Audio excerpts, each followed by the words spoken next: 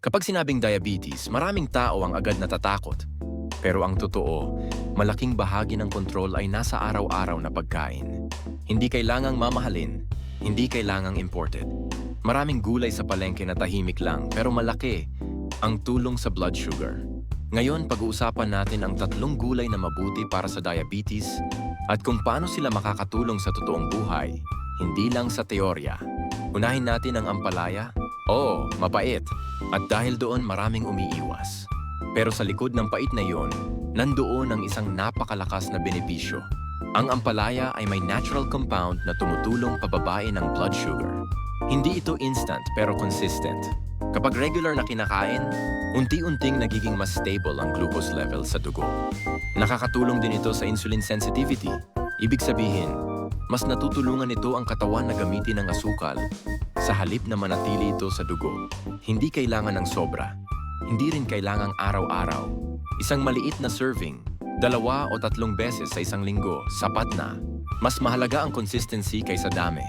Pwedeng igisa ng kaunti, pwedeng gawing sabaw, o ihalo sa itlog. Iwasan lang ang sobrang mantika at sobrang alat. Sunod naman ang pechay. Tahimik lang ang gulay na ito, pero isa ito sa pinakamaganda para sa may diabetes. Ang pechay ay mataas sa fiber. Ang fibra ay mahalaga dahil pinapabagal nito ang pagtaas ng blood sugar pagkatapos kumain. Ibig sabihin, wala kang biglang hilo, wala kang biglang panghihina, at mas kontrolado ang energy buong araw. Mayaman din ang pechay sa bitamina at minerals na mahalaga sa puso at kidneys, mga bahagi ng katawan na madalas naaapektuhan ng diabetes. Hindi kailangan ng komplikadong luto. Sabaw lang, konting bawang, konting asin, tapos na. Huwag lutuin ng sobrang tagal. Kapag sobrang lambot na, kadalasan nawawala na ang sustansya. Pangatlo, talong. Maraming tao ang nagugulat kapag naririnig ito. Pero ang talong ay mababa sa carbohydrates at mataas sa antioxidants.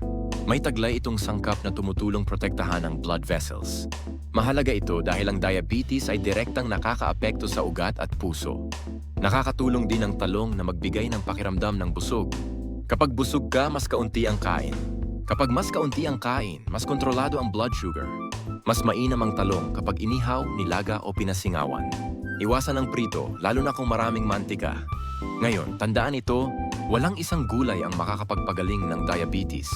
Pero ang tamang kombinasyon ng pagkain, kasawarang control sa kanin, at regular na galaw ng katawan ay may napakalaking epekto. Hindi kailangang perpekto. Ang mahalaga ay tuloy-tuloy.